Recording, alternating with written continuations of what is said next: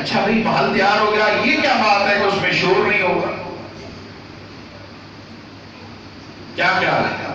محل تیار ہو گیا یہ کافی نہیں؟ یہ اسپیسیفک کیوں کہا کہ اس میں شور نہیں ہوگا؟ اگر سیدہ خدیجہ کی سیرت کو پڑھیں تو پتہ چلتا ہے وہ اللہ کی ایسی مومنہ بندی تھی، زندگی بھر اس نے رسول اللہ کی اطاعت و فرما برداری میں گزاری ہے، کبھی اس نے اونچی آواز سے آپ کے سامنے بات نہیں کی، کبھی سوال نہیں کیا، کبھی مطالبہ نہیں رکھا۔ جس طرح کا ان کا نیک عمل ہے اسی طرح کا اللہ نے بدلہ دیا۔ خدیجہ نے کبھی میرے نبی کے سامنے شور نہیں کیا، اس کو وہ گھر ہو جس میں کبھی شور شرابہ ہوگا۔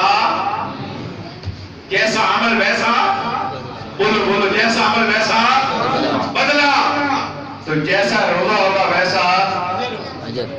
اچھا آپ اگر مجھے نہ بتائیں، میں آپ کو نہ بتاؤں کہ میرا روزہ ہے، تو کسی کو پتہ چلے گا؟ نہیں نہ پتہ چلے گا، تو پھر کس کو پتہ چلے گا؟ تو جب سارا کچھ اللہ کے لیے ہوگا تو پھر بدلہ اللہ ہی دے گا نا اپنے حساب کا۔ اب نماز پڑھے جتنی مرضی تقوی سے پڑھے، 10 20 50 100 لوگ دیکھ رہے ہوتے ہیں، ہم زکات دیں کم کم لینے دینے والا دیکھ رہا ہوتا ہے، ارے ہم حج کریں لاکھوں لوگ دیکھ رہے ہوتے ہیں، ارے ہم جہاد کریں تو ہزاروں لوگ دیکھ رہے ہوتے ہیں۔ اللہ کی قسم سوائے رمضان کے روزے کے، سوائے روزے کے ایسی کمال کی عبادت ہے اور یہ تقرب اللہ اور بندے کے درمیان ایسا تعلق ہے کہ بندہ نہ بتائے کسی غیر کو تو پتہ چلتا نہیں۔ اگر بندہ اپنا اشتہار نہ خود لگائے کہ میں روزے دار ہوں، روزہ دہی سے رکھتا ہوں، روزہ لسی سے رکھتا ہوں، پراٹھے سے رکھتا ہوں، فلاں چیز سے رکھتا ہوں، میں اتنا پانی پیتا ہوں، یہ اشتہار لگاتے ہیں۔ بعض لوگوں کا مزاج ہوتا ہے وہ اپنا اشتہار خود لگاتے ہیں تو پتہ چلے گا میں روزے میں ہوں۔ حدیث میں آتا ہے من صام یرائی فقد اشرک، جس نے کسی کو دکھلاوے کا روزہ رکھا اس نے شرک کیا، جس نے دکھلاوے کی نماز پڑھی اس نے شرک کیا، جس نے دکھلاوے کا صدقہ دیا اس نے شرک کیا۔ اور حدیث میں آتا ہے قیامت والے دن جب یہ بندہ اللہ کی عدالت میں آئے گا، یہ بچوں کو چپ کروائے گا، بچوں کو نا کوئی بندہ سمجھدار پاس قریب بیٹھ جائے۔ قیامت والے دن یہ بندہ جو ریاکار اللہ کی عدالت میں آئے گا نا، اللہ تعالیٰ کہے گا یا اللہ مجھے صلہ دے، کیا دوں؟ جنت دے، کیوں کیا کیا؟ یا اللہ میں نے روزے رکھے، میں نے نماز پڑھی، فلاں کیا۔ حتیٰ کہ حدیث میں آتا ہے جنت کا دروازہ کون کھلوائیں گے؟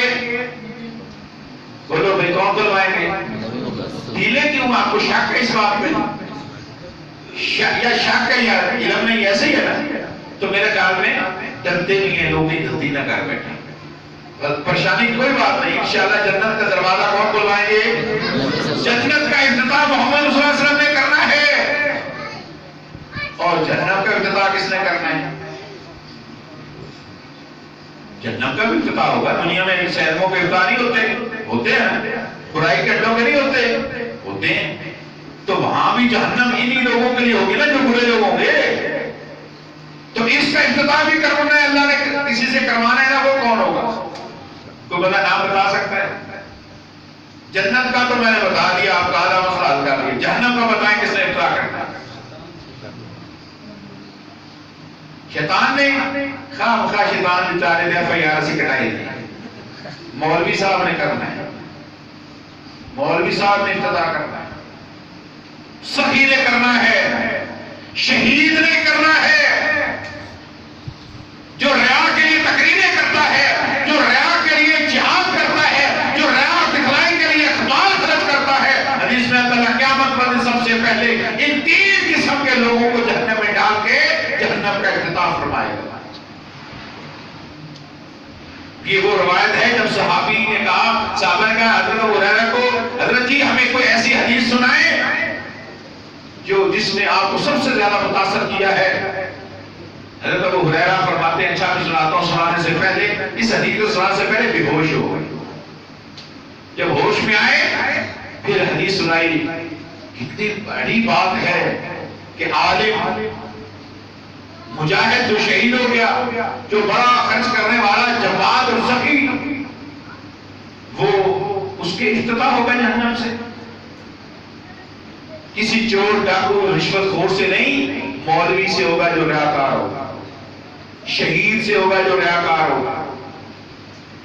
اس لیے میرے بھائیوں اپنے اعمال کو خالص اللہ کے لیے کرو، بالکل کبھی نہ سوچو کہ وہ کون کیا صلہ دے گا، ہمارا صلہ کس کے پاس ہے؟ اللہ کے پاس ہے۔ اللہ، اب یہ روزہ جو بندہ رکھتا ہے نا خالص اللہ والے کے لیے، اللہ پھر اس کا بدلہ عطا فرمائے گا، اللہ اس کا پھر صلہ دے گا۔ اور ایسا روزہ حدیث میں آتا ہے بندہ اذا مات الانسان داخل فی قبرہ، جب بندہ فوت ہو کے اپنی قبر میں جائے گا احف عملہ، تو اس میت کو اس کے عمل گھیر لیتے ہیں، اور وہ کون سا عمل گھیر لیتا ہے؟ روزہ آ جاتا ہے، نماز آ جاتی ہے، اور وہ میت کو گھیر لیتے ہیں۔ فرشتے ادھر سے حساب کے لیے آتے ہیں، وہ آگے ہو جاتے ہیں، ادھر سے آتے ہیں، وہ آگے ہو جاتے ہیں، اس کو حساب نہیں دینے دیتے، فرشتے واپس چلے جاتے ہیں۔ یہ صحیح روایت ہے، اور یہی روزہ قیامت والے دن سفارش کے لیے آئے گا۔ اچھا، اس رمضان کو یہ عزت کیوں ملی؟ نہ تو یہ حرمت والے مہینوں میں سے مہینہ ہے، حرمت والا مہینہ نہیں ہے، حرمت والے مہینے اور ہیں، یہ حرمت والا مہینہ بھی نہیں، اس کو اتنا عزت احترام کیوں ملا؟ اس لیے شہر رمضان الذی فیہ انزل فیہ القرآن، اس میں اللہ نے قرآن کو اتارا، اس لیے عزت ملی۔ اچھا، رمضان کو عزت ملی کس کی وجہ سے؟ قرآن سے۔ اور جو فرشتہ لے کر آیا وہ تمام فرشتوں میں افضل، جس مہینے میں اترا وہ مہینہ تمام مہینوں سے افضل، جس رات میں اترا وہ رات سارے مہینوں سے افضل، اور جس شخص کے پر اترا، جس کے سینے پر اترا، وہ انسان پوری انسانیت سے، تمام انبیاء سے، تمام رسولوں سے، تو پتہ یہ چلا یہ فضیلت کی وجہ اصل قرآن ہے۔ قرآن ہی ہوتا تھا نعمت مسلمان، اللہ کرے تجھ میں پیدا جدت کردار، یہ عزت احترام اگر ملا اس مہینے کو تو قرآن کی برکت سے ملا۔ اس رات کو اگر عزت ملی جو 1000 مہینے سے افضل ہے، کتنے مہینوں سے؟ صرف 1000 مہینوں سے۔ یہ بھی ترجمہ ہمارا بدل ہے۔ 1000 مہینے اس لیے بولے جاتے ہیں، 1000 سے زیادہ اس دور میں ہندسہ ہی نہیں ہوتا تھا،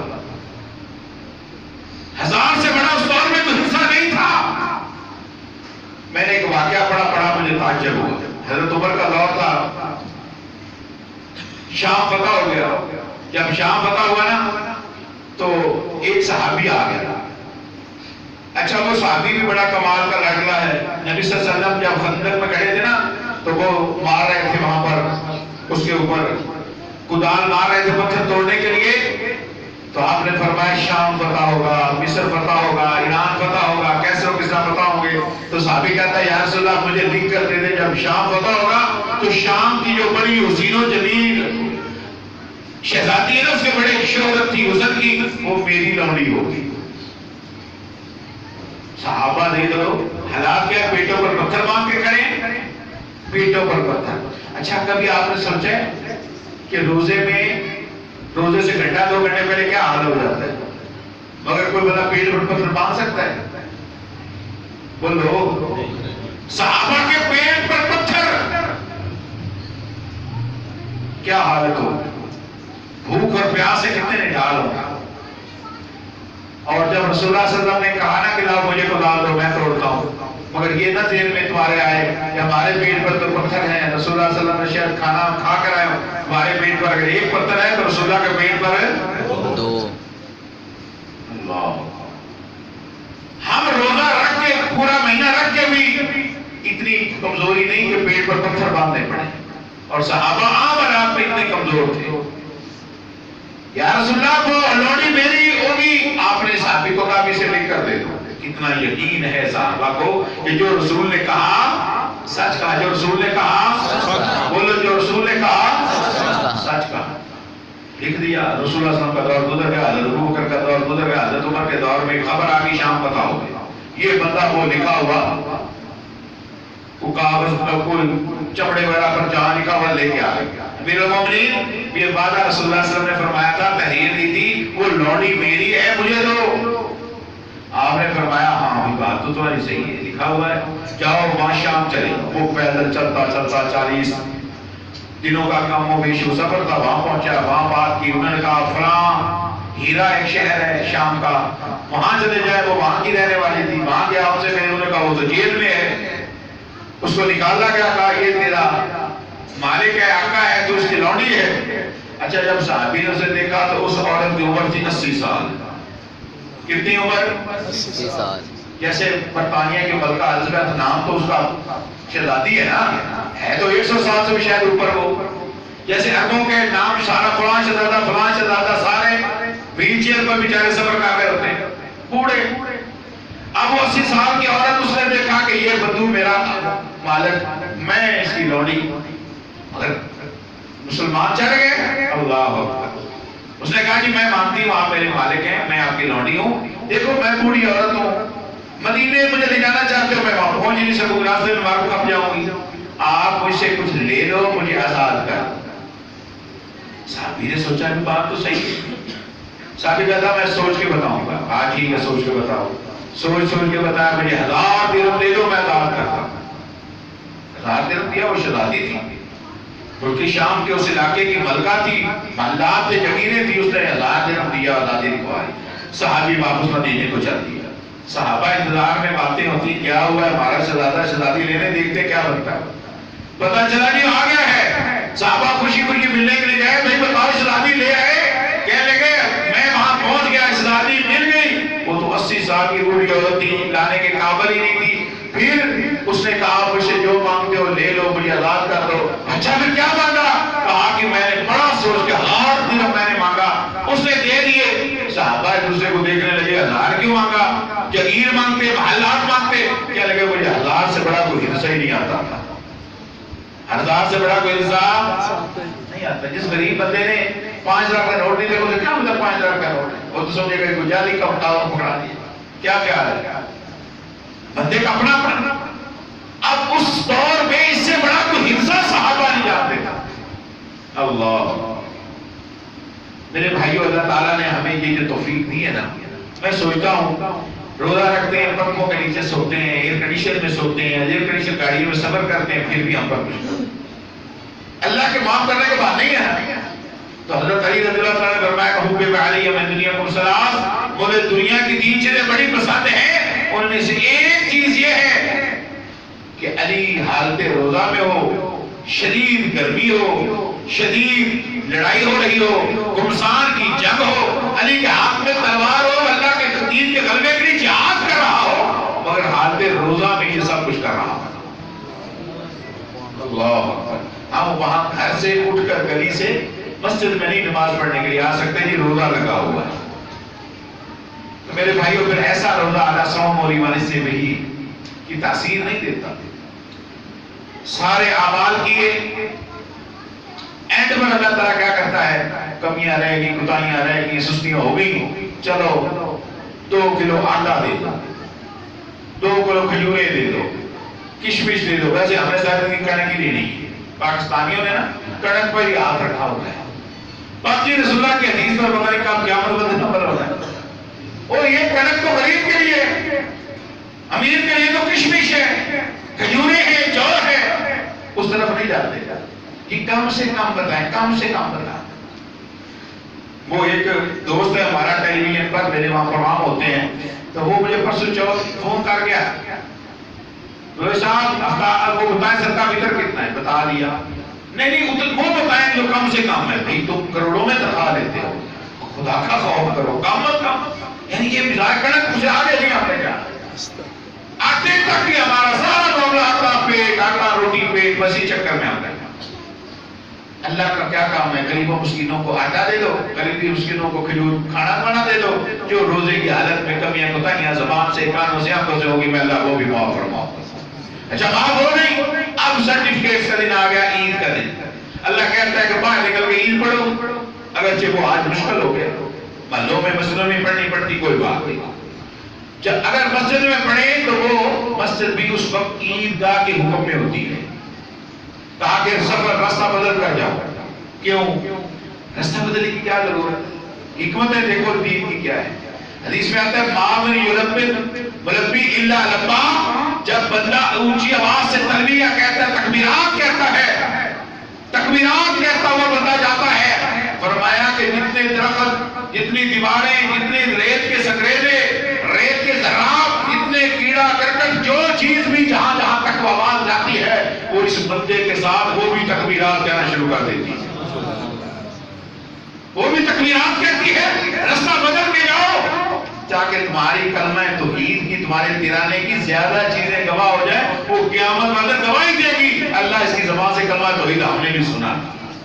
اچھا اللہ کہتا ہے اوپر اللہ منظر دیکھ رہا ہے، سبحان اللہ، اللہ دیکھ رہا ہے منظر عام ولی، یا اللہ بڑی مخلوق گھروں کو چھوڑ کے باہر آ گئی، عورتیں بھی آ گئے، بچے بھی آ گئے، بیمار عورتیں بھی آ گئی۔ اچھا کیا کرتے ہیں؟ اللہ معافیاں مانگتے آ رہے ہیں۔ اللہ کہتا ہے اچھا وعزتی وجلالی وارتفاع مکانی، تم بھی سارے گواہ ہو جاؤ، مجھے میری عزت کی قسم ہے، جلال کی قسم ہے، اونچے مقام کی قسم ہے، مجھے اپنے سٹیٹس کی قسم ہے، جو آج باہر آئے ہیں گواہ ہو جاؤ، میں نے سب کے گناہوں کو معاف کر دیا۔ پاک صاف دھلے چٹے کپڑے پہن کے آئے تھے، نکلے تھے اور گناہوں سے صاف ہو کر گھر آ رہے، سبحان اللہ۔ کہا کھاؤ پیو، سویاں کھاؤ، حلوے کھاؤ، گوشت کھاؤ، خوشی مناؤ، خوشی ہی ہے تمہاری۔ اصل خوشی اس نمازی کی ہے، روزے دار کی ہے جس کے گناہ معاف ہو گئے۔ خوشی تو اس کو ہونی چاہیے نا۔ حضرت علی رضی اللہ تعالیٰ عنہ سے کسی نے کہا کہ حضرت پھٹے پرانے کپڑے، عید والے دن آپ سوکھے ٹکڑے کھا رہے ہیں، پانی میں بھگو کے نرم روٹی نرم کر کے، اتنی سخت روٹی حضرت امیر المومنین سخت روٹی نرم پانی میں کر کے کھا رہے ہیں۔ امیر المومنین آئے تو غریبوں نے بھی اچھا کھانا کھایا، آپ عید کا دن ہے، فرمایا لیس العید لمن لبس الجدید، عید بھئی یہ نہیں ہے کہ نئے کپڑے پہن لیے، یہ کوئی عید ہے؟ یہ عید نہیں ہے۔ ہاں اللہ نے وسعت دیو تو ٹھیک ہے، الحمدللہ پہنے چاہیے، مگر یہ حقیقی عید نہیں کہ اچھے لباس پہنے جائیں، خوشبوئیں لگائی جائیں، اچھے کھانے کھائے جائیں۔ حقیقی عید کیا ہے؟ انما عید لمن خاف وعید، عید اس کی ہے کہ جو گناہوں سے بچ گیا اور اللہ اس سے راضی ہو گیا، اللہ سے ڈر گیا جو بندہ۔ بس جو ہی اللہ کا خوف پیدا ہوا، اللہ کہتا ہے وَلِمَنْ خَافَ مَقَامَ رَبِّهِ جَنَّتَانِ، جو مجھ سے ڈر گیا، میرے سامنے کھڑا ہو کر حساب دینے سے ڈر گیا، میں اسے ڈبل جنت عطا کر دیتا ہوں، دو جنتیں، ایک بھی نہیں۔ تو بھائی یہ رمضان، یہ روزہ، یہ سحریاں، یہ افطاریاں ہمارے دلوں کو نرم کرنے کے لیے آئی تھی، اللہ سے تعلق جوڑنے کے لیے آئی تھی، اور ہم نے فرضی روزے رکھے، آئندہ مہینوں میں ہم نے نفلی جو روزے ہیں وہ رکھنے کی کوشش کرنی۔ یہ ہے اس روزوں کا سبب۔ ہم نے یہاں نمازیں بہتر کی، بہتر وقت میں، افضل وقت میں پڑھی، باجماعت پڑھی، باقی مہینوں میں اسی طرح ہم نے نمازیں پڑھنی ہیں۔ ہم نے صدقات خیرات زیادہ دیے، اب اسی طرح ہم نے صدقہ خیرات دیتے رہنا ہے، چلتے چلتے یہاں تک کہ اگلا سال پھر آ جائے، اللہ میں نصیب فرمائے اور ہم پھر اسی طرح نیکیوں میں جت جائیں، اللہ سے معافی، اللہ سے تعلق بنا لیں، اور مساجد سے تعلق، مساجد کی آبادی کے تعلقات سے، مساجد سے محبت پیار، اور ماں قرآن سے محبت پیار۔ میرے بھائی قیامت والے حدیث میں آتا ہے بندہ اپنے دوست کے ساتھ اٹھایا جائے گا۔ جس طرح کے دنیا میں دوست ہو گئے نا، اب مولویوں کو تو دوست بناتے ہی کوئی، مولویوں کو کوئی بندہ دوست نہیں بناتا، کیونکہ وہ معاشرے میں سب سے ہلکے قسم کے لوگ سمجھے جاتے ہیں۔ قربان جائے میں یہاں اسلام آباد پنڈی میں کوئی مولوی مجھے ایسا نہیں ملا جس کی 25-30 ہزار سے زیادہ تنخواہ ہو، 15 ہزار سے لے کر 20-25 تک، 25 کی مزدور کی تنخواہ، 25,000 مزدور کی تنخواہ۔ کسی مزدور کو لاؤ آج 1000 روپیہ دوں گا، مجھے قرآن پڑھاؤ، بخاری پڑھاؤ، پڑھا لے گا؟ پڑھا سکتا ہے وہ؟ مولوی ہے بیچارہ کہ جس کی 20,000 تنخواہ ہے، بیوی بھی ہے، بچے بھی ہیں، معاملات بھی ہیں، اس کی تنخواہ کیا ہے کہ وہ کپڑے اچھے پہنے، مولوی اچھے کپڑے پہنتا ہے، کپڑے میلے ہوں، مولوی سے متمیز نہیں کپڑے باندھ نہیں، وہ جائے تو جائے گی بیچارہ۔ بلڈنگیں، مسجدیں، ایئر کنڈیشن، چھتیں، یہ ساری سیلنگ، یہ پتھر، یہ بجری، یہ سارے کے سارا میرے بھائیوں اس مسجد کی حسن خوبصورتی کی ضروری ہے، اس سے اللہ کی قسم کہیں خوبصورت اور ضروری ہے کہ اس کا امام بہتر خوشحال حالات کے اندر۔ اگر علماء نہ ہوں، آبادکار نہ ہوں، تو ان بلڈنگوں کی کوئی حیثیت نہیں۔ اچھے علماء سے مسجدیں آباد ہوتی ہیں، اچھے قرآن سے مسجدیں آباد ہوتی ہیں، جہاں اچھے قاری سنا رہے جاؤ وہاں جگہ نہیں ملتی، جہاں اچھے خطیب ہیں جا کر دیکھو وہاں جگہ نہیں ملتی جمعہ پڑھنے کے لیے۔ وہ آبادکاری بلڈنگ کی خوبصورت سے نہیں ہے، افراد کی وجہ سے خوبصورت۔ فیصل مسجد سے بڑی خوبصورت کون سی مسجد اسلام آباد میں؟ جاؤ وہاں پر سینما بنا ہوتا ہے اللہ کی قسم معذرت کے ساتھ، وہاں نماز پڑھنے کا مزہ ہی نہیں آتا، ہر کوئی تصویریں کھینچ رہا ہے، ننگے سر کی، ننگے منہ، عورتیں گھوم رہی آگے پیچھے، کسی کو حیا تمیز نہیں ہوتی۔ مسجد اکھاڑا چڑیا گھر بنا کے لوگوں نے، اربوں روپے کی وہ بلڈنگ، اربوں روپے، اربوں روپے، اس میں تو بات ہے غلط میری؟ کوئی کوئی تقویٰ کہیں نظر آتا ہے؟ لوگ مسجد سمجھ کے نہیں، لوگ اسے تاریخی بلڈنگ سمجھ کے دیکھنے کے لیے جاتے ہیں اور تصویریں کھینچتے ہیں. کیا یہ اسٹیٹس ہے مساجد؟ اللہ اکبر. حدیث میں آتا ہے جس بندے نے جس بندے نے جان پرندے کے گھونسلے جتنا بھی گھر اللہ کا گھر بنا دیا نا، اللہ اس کا گھر جنت میں بنا دیتا. یہ تو ماشاءاللہ 10 مرلے کی مسجد ہے، پرندے کے گھونسلے جتنی مسجد. کیوں؟ شرط یہ ہے لمسجد اسس علی التقوی، مسجد کی بنیاد تقوی کے اوپر ہونی چاہیے، رضا الہی پر ہونی چاہیے. تو میرے بھائیو، مسجد کی بنیاد کیا ہے؟ تقوی. کیا ہے؟ تقوی. قربانی کی بنیاد کیا ہے؟ تقوی. لن تنالوا البر حتی تنفقوا مما تحبون، اور اللہ کے راہ میں خرچ کرنے کی بنیاد تقوی. اور حج کی بنیاد پہ اللہ نے قرآن میں بیان کی ہے تقوی، اور روزے کی بنیاد بھی تقوی. یہ ہر عمل کی بنیاد تقوی ہے. تقوی ہمارا اللہ کا ڈر اور خوف ہے. جب وہ دل میں سینے میں پیدا ہو جاتا ہے تو پھر اللہ سے بڑا گہرا تعلق ہو جاتا ہے. پھر گھنٹوں رو رو کر دعائیں نہ بھی مانگی جائیں، اتنا ہی کہہ دیا جائے اللہم اللہم، تو اللہ فوراً اس کی دعاؤں کو قبول کر لیتا ہے. لمبی چوڑی دعاؤں کی ضرورت ہی نہیں پھر رہی. اللہم صرف لفظ اللہ کہہ لو، اللہ کو پتا ہے میرا بندے کے ساتھ تعلق کیا ہے. یہاں کسی دنیا بازار کے ساتھ بڑا تعلق ہوتا ہے نا، مشکل وقت میں فوراً اس کو فون کرتا ہے تعلق کی وجہ سے، اور وہ بھاگ کر آتا ہے کیونکہ تعلق ہے. اور جب وہ تعلق اللہ سے بن جائے تو اللہ مدد کو نہیں آئے گا. اللہ کو بدر کے صحابہ کو نہیں کہتا کہ میں آ رہا ہوں، انی معکم، میں بھی تمہارے ساتھ ہوں. لو یہ 1000 فرشتہ آ رہا ہے، یہ 3000 فرشتے آ رہے ہیں، یہ 5000 فرشتے آ رہے ہیں، اور ساتھ کہا انی معکم، میں بھی ساتھ آ رہا ہوں. تمہیں گھبرانے کی ضرورت نہیں ہے.